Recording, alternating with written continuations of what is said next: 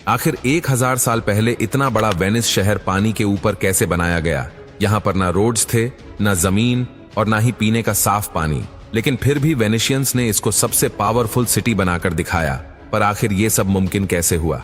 Barbarian और हंस northern Europe के कुछ खाना बदोश कबीले थे, जिन्होंने रोमन एम्पायर की कमजोरी का फायदा उठाते हुए इन आइलैंड्स पर हमला किया था। उस वक्त हालात इतने गंभीर थे कि इन नरम आइलैंड्स पर रहना ही इनकी मजबूरी बन गया। साहिल से 5 किलोमीटर दूर 150 से भी ज्यादा छोटे छोटे मार्शी आइलैंड्स थे, पर इन सभी का एक जैसा हाल था। इसी दौरान एक शख्स जमीन के अंदर धंसता जा रहा था। अपने आप को बचाने के लिए उसने अपनी बोट के चप्पू को जमीन में गाड़ा तो वो कई फुट नीचे जाने के बाद बिल्कुल ठोस हो गया। यहीं से इनको आइडिया आया, जो बाद में वेनिस सिटी की बुनियाद बना। यहाँ से चंद किलोमीटर दूर, जहां आज का क्रोशिया है, वहां के जंगलों से पेड़ों के तने लाए गए और इनको मार्शी आइलैंड्स पर ठोक ठोक कर अंदर गाड़ा गया।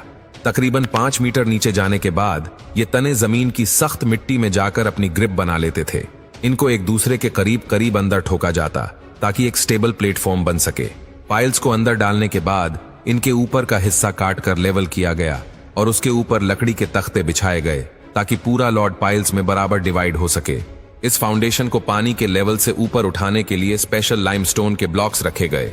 ऊपर पत्थरों का लॉर्ड और नीचे 5 मीटर लंबे वुडन पाइल्स। ये सिंपल कॉम्बिनेशन एक मजबूत फाउंडेशन बनाने के लिए काफी था।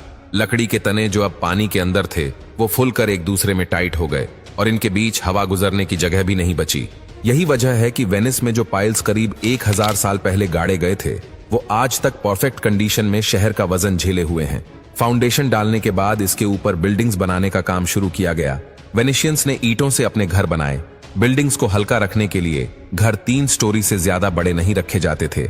ईंटों के बीच में लाइमस्टोन के पाउडर से बनाया गया स्पेशल गारा डाला जाता ताकि मजबूती के साथ साथ दीवारें फ्लेक्सिबल भी रहे। फ्लोर्स और अंदर की दीवारें लकड़ी के तख्तों से बनाई गई, जिनको बाहर से लोहे की रॉड्स डालकर होल्ड किया जाता। ये आइडिया वेनिशियंस में काफी फेमस हो गया और देखते ही देखते इसी तरीके से आइलैंड्स घरों से भरते गए। वेनिस सिटी में अब सबसे ज्यादा जरूरत इन आइलैंड्स को आपस में कनेक्ट करने की थी। पहले 500 सालों तक ये आइलैंड्स आपस में कनेक्टेड नहीं थे, लेकिन जब आबादी काफी बढ़ गई और कारोबार भी ज्यादा होने लगा, तो यहाँ का बिजनेस हब, जिसे रियाल्टो कहा जाता है, इसे कनेक्ट करने के लिए यहाँ वेनिस का सबसे पहला स्टोन ब्रिज बनाने का फैसला लिया गया। इसको बनाने के लिए उसी तरीके का सहारा लिया गया जिसकी मदद से यहाँ हजारों घर बने थे। 12,000 से ज्यादा वुडन पाइल्स नहर के किनारे पर लगाई गई और उनके ऊपर 10,000 टन वजनी पत्थर का आर्च ब्रिज कंस्ट्रक्ट किया गया। ये ब्रिज इतना कामयाब हुआ कि पूरे वेनिस में इसी तरीके से पत्थर से बने ब्रिज बनाए जाने लगे। आज भी ये ब्रिज उसी मजबूती से खड़े लोगों का वजन बर्दाश्त कर रहे हैं। यहाँ पैदल चलने वालों का रास्ता कैनाल्स में चलने वाली बोट से बिल्कुल अलग है और सबसे बड़ा फायदा ये है कि कैनाल से कोई कहीं भी उतरकर जल्दी से अपने घर तक पहुंच सकता है। देखते ही देखते वेनिस यूरोप का सबसे ताकतवर और अमीर शहर बन गया और इसकी सबसे बड़ी वजह इसकी लोकेशन थी। मैप में देखा जाए तो ये है एड्रियाटिक सी, जिसके एंड में वेनिस है और ये समंदर सीधा मेडिटेरेनियन सी में जाकर मिलता है और मेडिटेरेनियन सी अफ्रीका, यूरोप और मिडिल ईस्ट तीनों से कनेक्टेड है। आज भी गुड्स ट्रांसपोर्ट का सबसे आसान और सस्ता तरीका समुद्री रास्ता माना जाता है, यानी शिप्स आसानी से एड्रियाटिक सी के आखिर तक आ सकती थी, जहां पर आज वेनिस मौजूद है। और वेस्टर्न यूरोप से ईस्ट यूरोप तक गुड्स भेजने के लिए सस्ती कार्गो शिप्स भी वेनिस से ही मिल जाती थी। इसी बिजनेस एक्टिविटी की वजह से वेनिशियंस काफी मालदार हो गए। ये देखते हुए आसपास के देश के लोग भी वेनिस में बसने लगे और देखते ही देखते यहाँ की आबादी काफी बढ़ गई। अब वेनिस में पीने के पानी की डिमांड हद से ज्यादा बढ़ गई।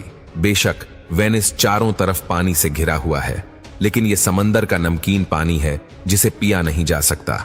वेनिस में पीने का पानी मेनलैंड से ड्रम्स में भर भर के कश्तियों में लाद कर लाया जाता था, लेकिन जब यहाँ की पॉपुलेशन 1,70,000 हुई तो पानी की किल्लत होने लगी।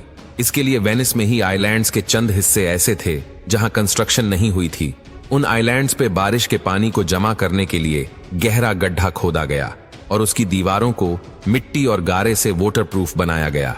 अगर आपको लग रहा है कि इन गहरे गड्ढों में डायरेक्टली बारिश का पानी स्टोर किया जाएगा, तो ऐसा नहीं है, बल्कि वेनिशियंस की सोच इससे ज्यादा एडवांस थी। इन गड्ढों में कुओं को बनाकर उसके इर्द गिर्द रेत और पत्थर डाले गए और उनके ऊपर टाइल्स लगाकर वापस प्लेन सरफेस कर दिया गया। सरफेस पे कुछ सुराख छोड़े गए जिसमें से बारिश का पानी अंदर जा सके। ये पानी रेत और पत्थर से होता हुआ जब कुएं में जमा होता तो ये फिल्टर भी हो जाता था। पानी की फिल्ट्रेशन का ये नेचुरल प्रोसेस है। बारिश का पानी जब पहाड़ों से नीचे आता है तो पत्थरों और मिनरल्स से गुजरकर वो बिल्कुल साफ पीने के काबिल हो जाता है। वेनिशियंस का ये फिल्टर सिस्टम इसी बुनियाद पे काम करता है। लेकिन अभी भी वेनिस में एक बड़ा मसला मौजूद था, सीवरेज। नॉर्मली शहरों में अंडरग्राउंड सीवरेज लाइंस बिछाई जाती है जो वेस्ट को शहर से दूर लेकर जाती है, लेकिन वेनिस में ग्राउंड ही नहीं है तो सीवरेज लाइन कहां बिछाई जाएंगी। 16th सेंचुरी में वेनिशियंस ने घरों से वेस्ट कलेक्शन के लिए नालियां बनाई, जिनकी मदद से वेस्ट सीधा कैनाल्स में जाकर गिरता था। ये नालियां कैनाल के नॉर्मल लेवल से ऊपर रखी गईं, जिसकी वजह से नालियों का लिक्विड वेस्ट उसी वक्त कैनाल्स में गिर जाता था, लेकिन सॉलिड वेस्ट वहीं नाली में रह जाता था। फिर हाई टाइड के वक्त जब कैनाल्स का लेवल बढ़ता तो पानी नालियों के अंदर मौजूद सॉलिड वेस्ट को कैनाल्स में खींच लेता था। समंदर में दिन में 2 बार हाई टाइड आती है और ऐसे दिन में 2 बार नालियां खुद साफ हो जाती थीं। हाई और लो टाइड्स की वजह से दिन में 2 बार समंदर का पानी वेनिस के कैनाल में दाखिल होता और पोल्यूटेड पानी की जगह ले लेता। ऐसे न सिर्फ घरों की नालियां बल्कि वेनिस के कैनाल्स भी साफ रहते। और क्योंकि ये सोल्ट वाटर है जो कि डिसइंफेक्टेंट के तौर पे भी काम करता है, आज भी वेनिस में यही सीवरेज सिस्टम काम कर रहा है। हैरत अंगेज तौर पे 1000 साल पहले जिस इंजीनियरिंग की बदौलत वेनिस को बनाया गया था वो आज तक काम कर रही है। बिल्डिंग फाउंडेशंस, कैनाल्स, ब्रिजेस और सीवरेज सिस्टम। ये दुनिया का इकलौता ऐसा शहर है जहां ना गाड़ियां हैं ना मोटर बाइक्स। हर साल वेनिस को 60 लाख लोग विजिट करते हैं, लेकिन अभी यहाँ की लोकल पॉपुलेशन 50,000 से भी कम है।